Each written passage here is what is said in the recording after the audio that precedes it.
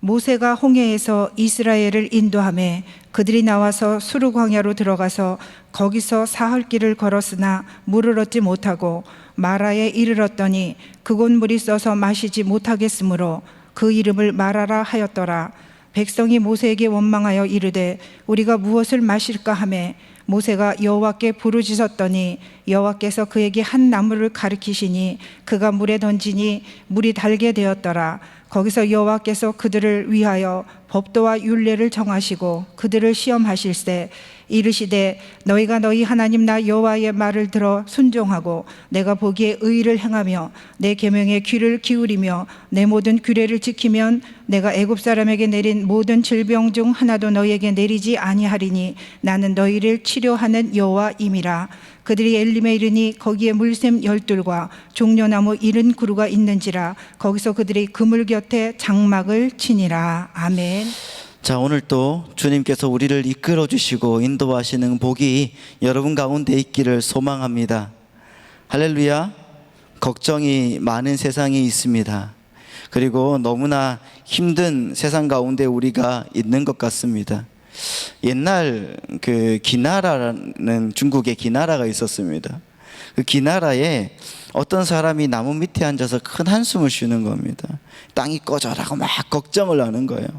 그래서 지나가는 친구가 이 사람을 보면서 자네 무슨 걱정이 있나 이렇게 물어봤는데 그 사람이 이렇게 말을 하더라는 겁니다.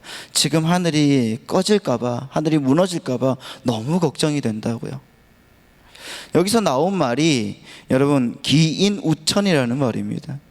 사람이 쓸데없는 걱정을 하는 것을 가리켜서 기우라고 하거든요. 이 기우라는 말이 바로 이 고사성어에서 나왔다고 합니다. 오늘 우리가 코로나19로 인해서 많이 걱정을 하고 있습니다. 그렇지 않습니까? 하지만 여러분, 이 걱정이 하늘이 꺼질 것 같은 기우가 되지 않기를 바랍니다. 할렐루야. 그래서 우리 인생을 조명해 보면은 여러분, 우리의 삶은 희노애락의 연속인 것 같습니다. 우리 인생이 그냥 기쁘고 감사하고 행복하고 좋은 일만 있으면 얼마나 좋겠습니까?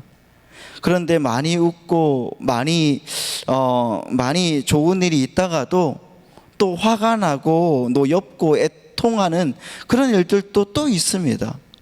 그리고 또 더할 나위 없이 기쁘고 감사한 마음이 있다가도 또 불현듯 내 마음에 찾아오는 그 불안감, 초조함, 미래에 대한 두려움, 또 나를 사로잡고 저 깊은 인생의 심연 가운데로 계속적으로 몰아넣을 때도 있습니다.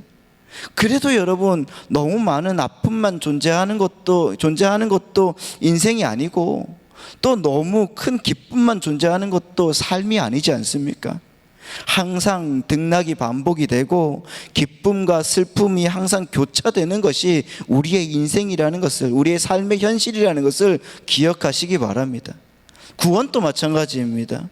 우리가 하나님 앞에서 그렇게 앞에 받은 그 칭의로서의 구원, 하나님이 의롭다 해주신 그 구원, 내가 죄인일 때, 내가 참 악하고 보잘것없는 그런 연약한 죄인일 때 하나님이 나를 구원의 자리로 초대해 주시고 또 나를 택정하셔서 거룩하다 하신 거는, 여러분, 그걸 깨닫는 순간에 여러분 정말 우리는 기쁘고 정말 감사할 따름이잖아요.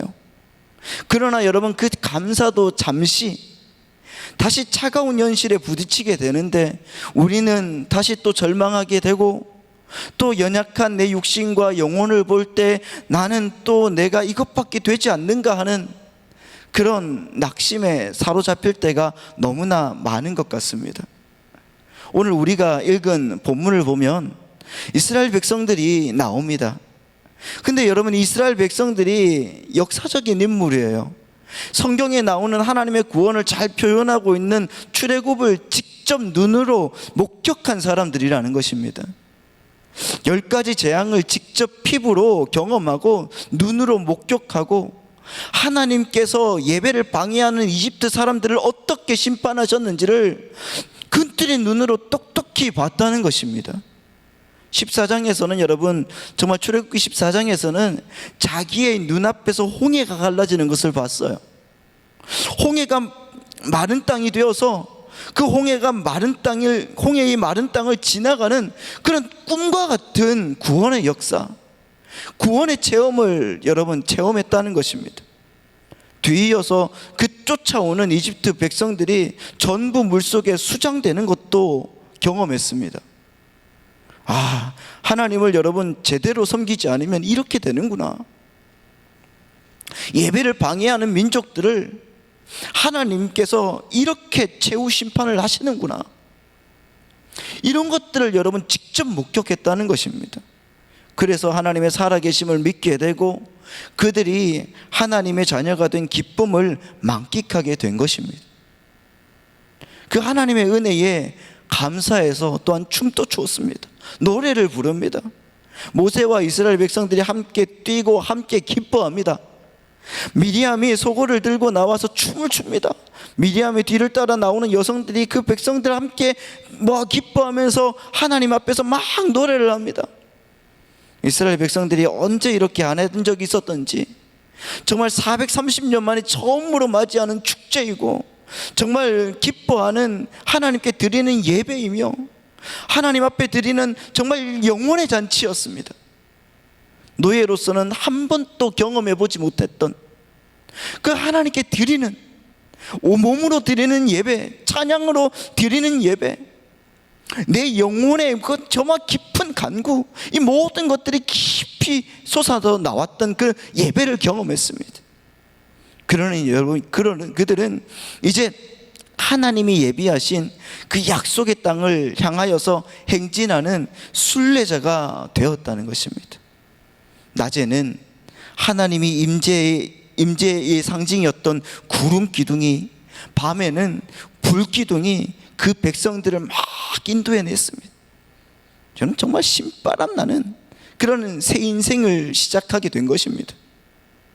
하지만 여러분, 이게 과연 얼마 동안 지속되었는가? 이게 과연 얼마 동안 지속되었을까요? 하나님이 이제 그 구원의 감격을 가라앉히고 본격적으로 출애굽 여정을 시작한 지 단 사흘 만에, 3일 만에 여러분 그 기쁨이 사라져 버렸습니다. 22절 말씀 보면 출애굽기 15장 22절부터 24절 말씀을 보면 이렇게 나와 있습니다. 제가 읽어드리겠습니다. 모세가 홍해에서 이스라엘을 인도하매 그들이 나와서 수르 광야로 들어가서 거기서 사흘 길을 걸었으나 물을 얻지 못하고 마라에 이르렀더니 그곳 물이 써서 마시지 못하겠으므로 그 이름을 마라라 하였더라. 백성이 모세에게 원망하여 이르되 우리가 무엇을 마실까 하매, 이렇게 말하고 있습니다. 원망하면, 여기서 여러분 우리가 주목해야 될 단어가 하나가 있습니다. 그것이 바로 마라라고 이름하는 단어입니다. 마라라는 말은 쓰다라는 뜻이에요. 쓰다, 쓰리다, 애달프다, 괴롭다, 이런 뜻입니다. 홍해를 건너 광야의 길을 걸어서 사흘이나 걸어서 목이 마른데 물이 써서 마실 수가 없으니 괴롭고 애달프다는 것입니다. 여러분, 지형학적으로 보면은 그 마라라는 곳은 이 홍해보다 지표면이 낮아요. 그래서 홍해의 바닷물이 스며들어서 지표면에 고여 있는데 그 물이 짜다 못해 쓰기까지 하는 겁니다. 홍해의 물이에요, 여기. 그렇습니다, 여러분. 출애굽한 이스라엘 백성들은 광야길에서 전혀 생각하지 못했던 쓴 물을 만나게 된 거예요. 그러니까 여러분, 홍해를 건너 목마른 사막을 행군한 지 사흘 만에 그들이 마라라는 땅에 도착해서 목마름을 해결하고자 기대했던 그 샘에서 물을 마시던 그 순간에 그들의 모든 꿈은 다 사라져 버렸던 겁니다. 그 물은 마실 수 없는 쓴물이었습니다. 더러는 병들어서 누웠고 더러는 그 쓴물을 토해내며 원망하고 고통했습니다. 아예 폭발해버린 사람들도 있습니다. 이것이 바로 하나님의 자녀들에게 찾아오는 고통이라는 것입니다. 바로 그때 그들 곁에 찾아오신 분이 바로 하나님이시라는 것입니다. 할렐루야. 그리고 그분의 이름을 뭐라고 하시는가? 여호와 라파, 치료의 하나님이시다. 할렐루야. 이렇게 말씀해 주고 계신다는 것입니다. 바로 이런 이스라엘의 경험을 통해서 여러분 정말 우리가 배우고 물어야 될 중요한 정말 질문을 하나 얻게 되는 것입니다. 그것은 바로 이 시대에 하나님의 자녀들 또한 믿음의 여정을 걸어갈 때에 이 믿음의 여정에서 고통을 극복하고 여호와 라파 치유하시는 하나님의 은혜를 입기 위해서 우리는 어떤 일을 할 것인가, 무엇을 할 것인가 라는 것입니다. 여러분, 우리의 인생길에서 고통을 만날 때 우리가 할 일이 무엇일까요? 첫 번째는 바로 이겁니다. 원망 대신 기도하시기 바랍니다. 다 같이 한번 읽어보겠습니다. 시작. 원망 대신 기도하시기 바랍니다. 할렐루야.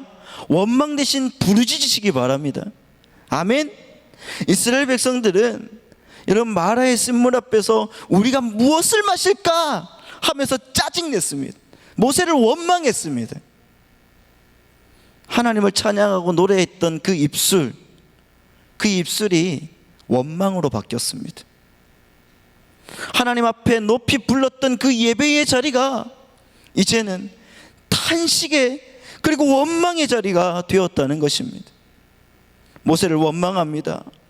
우리를 왜 이곳으로 불러내서 이렇게 물을 먹지 못하고 마시지 못하고 다 죽게 만드는가? 이런 원망을 막 쏟아내는 겁니다. 이렇듯 우리의 인생은 여러분 하나님께 받은 그 감격과 구원의 기쁨이 사흘을 버티지 못한다는 겁니다. 작심삼일이라는 말이 거저 나오는 것이 아니겠죠. 오늘 우리가 지금 예배당에 나와서 예배를 드리지는 못하지만, 다 같이 예배를 드리지는 못하지만, 그래도 여러분 영상으로라도 예배를 드리고 또 주일을 기뻐하며 하나님 앞에 찬양하고 손뼉 치면서 하나님이 나를 이런 식으로 구원해 주셨구나 하는 구원의 감격을 누리시지만, 그러나 여러분 차가운 현실과 또 내 인생을 다시 경험하게 될 때 우리는 여러분 그 기쁨이 채 사흘을 넘기지 못하고 원망하게 될 때가 너무나 많다는 겁니다. 여러분 항상 기쁨으로 사셨습니까? 원망이 많습니까? 기쁨이 많습니까? 우리의 입술에 원망의 말들이 많습니까? 기뻐하는 말들이 많습니까? 여기서 여러분 우리가 원망이라는 이 말은 불평하다, 수근거리다, 중얼거리다, 고집이 세다 이런 말들이라고 합니다. 한마디로 여러분 이스라엘 백성들은 밤을 새워가면서 모세를 원망했습니다. 모세에게 불평했습니다. 수근거렸습니다. 중얼거려요. 사실 여러분 모세도 목이 마르거든요. 모세라고 목이 안 마르겠습니까? 물 문제를 해결하기 위해서 고심하고 있을 텐데 모세가, 이스라엘 백성들은 모세를 원망합니다. 애굽에서 종노릇만 하고 신앙 훈련이 안 되어 있고 하나님에 대한 경험이 부족한 이스라엘 백성들은 어려운 문제를 만나면 먼저 원망부터 하게 되더라는 것입니다. 그런데 여러분이 아시는 것처럼 원망은 문제를 해결하는 해결책이 되지 못한다는 겁니다. 때로 원망은 문제를 더 어렵게 만들 뿐이라는 것입니다. 세상 사람들은 지금 상황에 만족하고 감사하기보다는 불만이 더 많습니다. 여러분 뉴스를 보십시오. 뉴스 어디에 감사의 내용이 있습니까? 아니 감사의 내용이 요만큼 있다고 하면은 정말 원망과 불평의 내용은 이만큼 있습니다. 현재의 상황에서 감사하고 행복해하고 하나님께 소망을 가지는 사람이 하나님이 원하시는 사람이고 하나님께서 축복해 주시는 사람이 된다는 것을 믿으시기 바랍니다. 그러므로 우리는 원망하기보다는 기도의 삶을 살아야 된다는 것입니다. 이스라엘 백성들이 광야길을 가는 것을 보면 그 주특기가 원망이더라는 거예요. 원망. 그런데 원망하는 사람들은 결국에는 가나안 땅에 들어가지 못하고 모두 광야에서 죽습니다. 그리고 그 다음 세대가 가나안 땅에 들어가게 된 것을 볼 수가 있습니다. 지금 또 주특기가 원망인 사람들은 어떤 상황에서든지 원망을 합니다. 누구를 만나든지 원망을 합니다. 늘 원망과 불평을 입에 달고 살아갑니다. 입만 열면 원망과 불평이 가득합니다. 감사가 없습니다. 감사가 없으면 여러분 기도가 없는 사람이라는 거예요. 평생 원망만 하는 사람, 그 사람들을 보면 하나님의 축복과는 거리가 먼 것을 볼 수가 있습니다. 물론 여러분, 사람이 살면 원망스럽지 않은 일이 어디 있겠습니까? 그래서 여러분, 인디언들이 이런 풍습을 갖고 있다고 그래요. 참을 수 없을 만큼 화가 나는 일이나 정말 원망할 일이 있으면은 마을에서 멀리 떨어진 한적한 곳에 가서 정말 구덩이를 파고 그곳에 들어가서 막 실컷 소리를 지르면서 욕하기도 하고 막 울기도 한다는 겁니다. 그리고 나서 그 구덩이를 흙으로 덮고 마을로 다시 돌아온다고 그래요. 이 풍습은 여러분, 분노와 좌절에 붙들려 있지 않고 거기서 벗어나려는 방법으로 사용되었다고 그래요. 여러분, 백성들은 원망하지만, 그러나 여러분, 모세는 좀 다르게 광야를 살아가는 방법을 우리에게 가르쳐 줍니다. 구원의 기쁨만, 정말 주님께서 우리를 의롭다 하시는 그 칭의의 기쁨만 가지고 살 수 없기 때문에 성화의 삶을 살기 위해서 통해서 여러분, 궁극적으로 진실로 내 인생이 성화되어야 되기 때문에, 그러면 광야길을 걸어가는 우리의 인생은 어떻게 살아갈 것인가? 오늘 본문에서 모세가 우리에게 대답해 주는 장면을 보시기 바랍니다. 25절 말씀을 보겠습니다. 우리 함께 읽도록 하겠습니다. 시작. 모세가 여호와께 부르짖었더니 여호와께서 그에게 한 나무를 가리키 그가 물에 던지니 물이 달게 되었더라. 거기서 여호와께서 그들을 위하여 법도와 율례를 정하시고 그들을 시험하실세. 할렐루야. 여러분, 우리 예수 믿는 사람들은 원망을 만날 때, 힘든 일을 만날 때 어떻게 해야 될 것이에요? 걱정, 근심, 염려, 그것이 나를 사로잡고 불평과 원망이 속에서 부글부글 끓고 현실의 문제를 제대로 해결하지 못해서 절망감을 느낄 때, 우리 예수 믿는 사람들은 어떻게 해야 되는가? 원망 대신 부르짖는 것입니다. 할렐루야. 여기서 부르짖다라는 말은 여러분, 영어로는 cried out이라는 말, 내 속에 있는 모든 것을 다 쏟아내는 것입니다. 우리가 여러분, 성화의 삶을 살아가면서 누구나 겪게 되는 것은 광야의 길입니다. 오늘 여러분, 우리의 길이 광야의 길이 아닙니까? 얼마나 어렵습니까? 물이 없어서 목이 마르고 먹을 것이 없어서 배고프고, 내가 땀을 흘려야 수고하는 땅의 소산을 먹을 수 있게 되는 것입니다. 여러분, 우리 청년들을 한번 생각을 해보십시오. 우리 청년들 열심히 공부하고 열심히 노력해야 시험에 그 어려운 바늘구멍을 겨우 통과하게 되고, 여러분, 직장에 들어갔더니 하루하루 압박감이 내 숨통을 조여오고, 또 결혼하고 살기가 너무 힘든 이 세상에 정말 어려운 인생들이 우리 청년들에게 주어진 그런 답답한 현실들 아니겠습니까? 비단 여러분, 우리 청년들뿐만이겠습니까? 요즘 같은 어려운 시대에 이력서를 들고 하루 종일 여기저기 갔다 해본 실직자들도 있을 것이고, 하루 종일 막노동을 했지만은 그날 품삯을 받지 못하고 돌아서야 되는 노동자들도 있어요. 밤새워 공부를 해도 성적은 여전히 바닥인 청소년들도 있고요. 하루 종일 비지땀을 흘려가면서 정말 밭을 가꿨지만은 가뭄과 홍수에 농작물이 죽어가는, 그것을 바라보는 농부들도 있습니다. 아마 여러분, 이들의 심정과 비슷했을 겁니다. 아니, 여러분, 누구라도 말할 것 없이 힘들게 살아가면서 허탕치기 일수인 요즘 우리네와 비슷한 그 답답한 현실이 아닐까요? 그러나 여러분, 하나님이 나를 구원하신 것은 확실합니다. 사흘길을 걸어서 먹지 못하고 마시지 못해서 원망하는 것 대신에, 하나님은 우리에게 광야길을 걸어가는 우리에게 반드시 걸어가야 될 길을 알려주시는 것은 부르짖음의 기도라는 것입니다. 그래서 여러분, 오늘 우리가 이력서가 쓰레기통에 처박히더라도 내일 또 다시 이력서를 들고 이곳저곳 기웃거려야 되고요. 오늘 임금이 체불되었더라도 내일 또다시 출근해서 월급 받는 날을 고대하면서 여러분 일을 해야 되고, 오늘 시험을 망쳤더라도 내일 또다시 공부를 시작해야 되며, 오늘 다 자란 배추를 갈아엎더라도 내일 또다시 다른 씨를 뿌려야 되는 그런 삶, 그런 삶을 살면서 우리는 한결같이 하나님께 부르짖어야 된다는 것입니다. 성경은 여러분, 우리가 부르짖을 때 여호와가 우리를 고통에서 건지신다고 약속하십니다. 우리가 부르짖을 때 그가 우리를 공경에서 구하시겠다고 약속을 하셨습니다. 우리가 부르짖을 때 그분이 우리를 사망에서 건지시겠다고 약속하셨습니다. 할렐루야. 여러분들도 잘 아시는 말씀, 예레미야 33장 3절에는 여러분 어떻게 되어 있습니까? 우리 다 같이 한번 읽어보겠습니다. 시작. 내가 내게 응답하겠고 내가 알지 못하는 크고 은밀한 일을 내게 보이리라. 아멘. 기도하고 하나님께 부르짖으면 우리가 마시는 이 쓴물이 단물로 바뀌게 될 줄 믿습니다.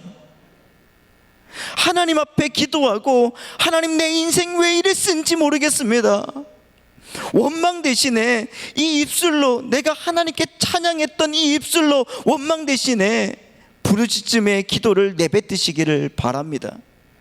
그래서 기도하는 시간이 중요합니다. 그래서 하나님 앞에 나와서 애통하고 간구하는 이 시간이 정말 중요하다는 것입니다. 누구에게나 여러분 문제가 있습니다. 문제가 없는 사람이 어디 있겠습니까? 사람들은 다 문제에 그러나 집착하게 돼 있습니다. 우리 믿음의 사람들은 그러나 여러분 문제에 집착하기보다는 하나님께, 하나님 말씀에 집중하는 사람이 되어야 될 줄 믿습니다.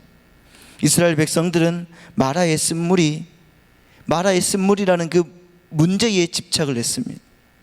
반면에 여러분 모세는 하나님께 부르짖으며 하나님께 집중했습니다.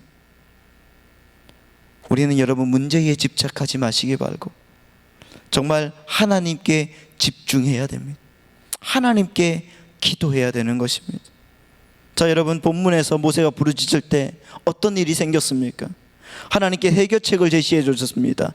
여러분 15장 25절 말씀 보면 이렇게 나와 있습니다. 모세가 여호와께 부르짖었더니 여호와께서 그에게 한 나무를 가리키시니 그가 물에 던지니 물이 달게 되었더라. 거기서 여호와께서 그들을 위하여 법도와 율례를 정하시고 그들을 시험하실세라고 하고 있습니다. 여러분 나무 조각을 물 위에 던지라고 말씀하고 있습니다. 쓴물이 달아졌습니다. 샘이 치유가 된 것입니다. 여러분 기도가 응답이 되더라는 것입니다. 하나님은 부르짖어 기도하는 자에게 문제를 해결하는 방법을 알려주십니다. 아멘. 하나님께서 문제를 해결하시는 방법은 여러분 멀리 있지 않습니다. 가까이 있습니다. 마라의 쓴물 곁에 있는 한 나무가 문제 해결의 방법이었다는 것을 믿으시기 바랍니다. 여러분 우리도 마찬가지입니다. 오늘 살아가는 우리도 그렇지 않습니까? 문제 해결의 방법은 가까이에 있습니다. 멀리 있지 않다는 것입니다. 하나님은 부르짖어 기도하는 자에게 눈을 밝혀주시고 깨닫게 하시고 지혜를 주셔서 하나님이 예비하신 방법을 알게 하신다는 것입니다. 문제 해결의 방법을 가르쳐 주십니다. 그런데 여러분 하나님의 문제 해결의 방법은 무엇일까요? 이 문제를 해결하시는 최고의 방법은 예수 그리스도의 십자가라는 것을 믿으시기 바랍니다. 오늘 이 말씀에 나오는 한 나무를 던지라고 했죠. 이 나무는 여러분 예수 그리스도의 십자가도 여러분 이렇게 상징할 수가 있습니다. 그 나무는 인간의 죄를 치유하고 구원하는 예수 그리스도의 십자가의 상징이라는 거예요. 그렇습니다. 여러분 그리스도 예수의 십자가는 어떤 절망의 쓴물도 달게 변화시킬 줄 믿습니다. 예수 그리스도의 십자가는 죄인을 의인으로 변화시킨다는 것을 믿으시기 바랍니다. 그리스도의 예수의 십자가는 병든 자를 건강한 자로, 가난한 자를 부유한 자로, 불쌍한 자를 행복한 자로, 실패한 자를 성공한 자로 변화시킨다는 것을 믿으시기 바랍니다. 아멘. 쓴물 인생을 만물 인생으로 변화시킨다는 것을 기억하시기 바랍니다. 예수 그리스도의 십자가, 그 십자가의 능력이 여러분의 심령과 육체와 가문과 삶 속에서 임하여서 정말 쓴물이 단물로 변하는 축복 속에 여러분 거하시기를 바랍니다. 그리고 여러분, 하나님은 이 사건 이후에 26절에서 나는 치유하는 여호와 라파로 자신을 계시하고 있습니다. 그렇습니다. 저와 여러분의 고통이 치유되지 못하면 그 이유는 본문에 의하면 단순합니다. 우리가 충분히 예수 그리스도의 십자가를 의지하여 부르짖어 기도하지 못한 때문입니다. 이 위기의 시기에 여러분, 우리는 부르짖어 기도해야 되는 것입니다.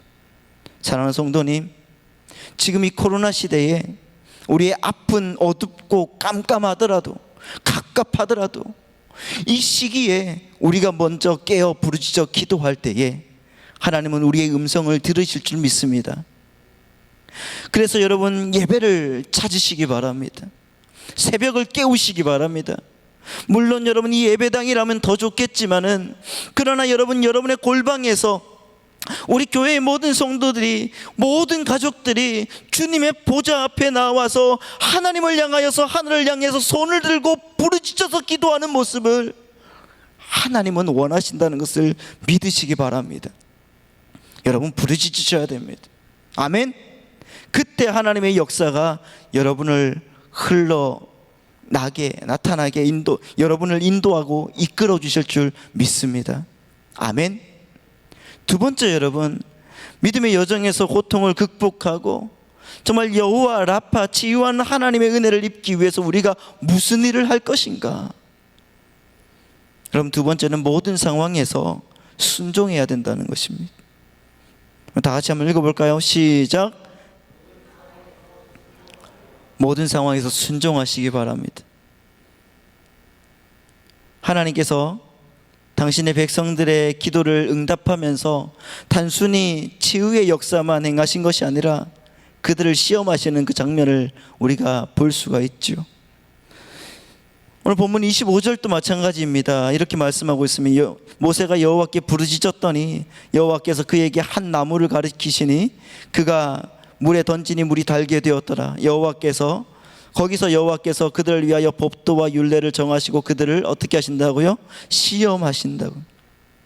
지난주에도 말씀드렸지만은 여러분, 이 시험이라는 것은 고난을 통해서 더욱 성숙되고 겸손의 사람으로 변화시키기 위한 하나님의 훈련이라고 말씀을 드렸습니다. 이 시험은, 하나님의 테스트는 여러분 정말 우리 모든 인생에게 반드시 필요하다고 말씀을 드렸습니다. 그런데 이 하나님의 테스트가 무엇일까? 이스라엘 백성들을 향한 하나님의 테스트는 무엇인가? 우리 15장 26절 말씀입니다. 이르시되 너희가 너희 하나님 나 여호와의 말을 들어 순종하고 내가 보기에 의를 행하며 내 계명에 귀를 기울이며 내 모든 규례를 지키면 내가 애굽 사람에게 내린 모든 질병 중 하나도 너희에게 내리지 아니하리니 나는 너희를 치료하는 여호와임이니라. 아멘. 여러분, 말씀에 귀를 기울이고 순종하고 지키며 의를 행하라, 하나님 말씀하고 있습니다. 그리고 마라의 샘터에서 이런 고통을 허락하신 이유도 그들이 정말 하나님의 말씀대로 사는 것을 시험할 의도였다고 하나님 말씀하시는 것입니다. 우리가 상황이 좋을 때 맑은 하늘에서는 여러분, 우리 누구나 하나님을 찬양할 수가 있지 않습니까?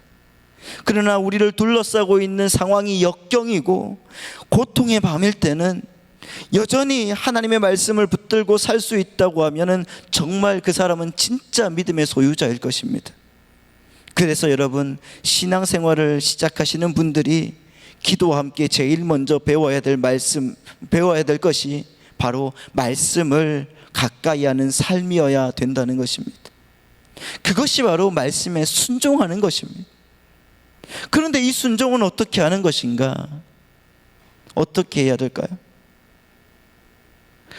사도행전에 보면은 사도행전 9장에 보면은 베드로가 이 전도를 하러 이렇게 루따 지방에 나아갑니다. 이 루따에서 만난 사람 중에 애니아라는 사람이 한 명이 있었습니다. 그 사람은 중풍병자였습니다. 중풍병으로 8년 동안이나 병상에 누워 있었던 사람입니다. 말이 쉬워서 여러분 8년의 병상을 누워 있는 것이지, 애니아를 돌봐야 되는 그 가족들을 한번 생각을 해보십시오. 가족에게 8년이라는 세월은 여러분 말할 수 없는 고통과 절망의 기간이었을 겁니다. 요즘처럼 그냥 요양병원에 있어서 거기에 그냥 모셔두고 있는 것도 아니고 8년간 손수 돌보아야 될 상황이라고 하면 여러분 정말 얼마나 힘들고 어려웠겠습니까? 근데 그 베드로가 이 불쌍한 애니아를 보는 순간에 자신으로 하여금 애니아를 만나게 하신 주님의 마음을 읽었습니다. 그래서 애니아가 베드로에게 아무 부탁도 하지 않음에도 불구하고 베드로가 먼저 애니아에게 이렇게 얘기하는 장면이 보입니다. 여러분, 사도행전 9장 34절 말씀입니다. 9장 34절에 이렇게 되어 있습니다. 다 같이 한번 읽어보겠습니다. 시작. 베드로가 이르되 애니아야, 예수 그리스도께서 너를 낫게 하시니 일어나 내 자리를 정돈하라. 일어나 내 자리를 정돈하라 한데 곧 일어나니, 이렇게 말하고 있습니다. 베드로는 여러분 주님께서 자신을 통해서 그 극률한 마음으로 불쌍한 애니아를 치유해 주실 것을 확신하였습니다. 그뿐 아니라 주님께서 중풍병으로부터 회복된 그 애니아가 새롭게 바른 삶을 살기를 원하신다는 그 사실도 알았던 것 같아요. 그래서 베드로는 애니아에게 어떻게 말했는가? 단순히 예수 그리스도께서 너를 낫게 하시니 너는 일어나라 이렇게 말하지 않아요. 뭐라고 하시는가? 예수 그리스도께서 너를 낫게 하시니 일어나 내 자리를 정돈하라 말씀합니다. 34절 말씀을 다시 보면 이렇게 나와 있죠. 베드로가 이르되 애니아야, 예수 그리스도께서 너를 낫게 하시니 일어나 내 자리를 정돈하라 한데 곧 일어나니. 베드로의 말이 끝나는 즉시 애니아는 일어났습니다. 8년간이나 중풍병을 앓다가 치유받은 애니아는 분명 여러분 예수님의 치유의 권능으로 일어났습니다. 하지만 여러분, 애니아를 일으킨 예수님께서 무엇을 위해 그를 낫게 해준 것일까요? 생각을 해보십시오. 베드로가 애니아가 일어나라 할 때에 하는데 한번 애니아가 무슨 짓을 하는지 모르겠어 하면서 저 뭐 하는 짓이야? 내가 8년 동안에 일어나지 못했는데 하면서 여러분 그냥 가만히 있었다고 하면은 애니아가 일어나게 되었을까요? 무슨 일이 벌어졌을까요, 여러분? 결코 아무 일도 벌어지지 않았을 겁니다. 그런데 여러분, 베드로의 말에 내 자리를 정돈하라는 말을 듣고 이제 내 삶을 주님 앞에 온전히 바치겠다, 헌신하겠다, 이제 주님께 영광 돌리면서 주님을 위해서 일해야 되겠다, 주님께 순종하는 삶을 보여야 되겠다, 이런 마음을 가지고 애니아가 일어날 때 하나님께서 그를 보시고 일으켜 주시더라는 것입니다. 여러분, 순종은 말씀을 따르는 것도 되지만 내 삶을 정돈하는 것입니다. 어떤 목사님이 그러시더라고요. 신앙을 한마디로 정의하면 삶을 정돈하는 것이라고요. 죄로 얼룩지고 헝클어졌던 삶이 주님의 십자가의 보혈 속에서 깨끗하게 씻어지고 정돈되는 것. 욕망의 덫에 빠져서 무절제하게 방황하느라 어수선하게 짝이 없던 삶의 자리가 주님의 말씀 안에서 바르게 정돈되는 것. 그릇된 감정과 이기심으로 갈기갈기 찢어졌던 인간관계가 주님의 사랑 안에서 회복되고 정돈되는 것.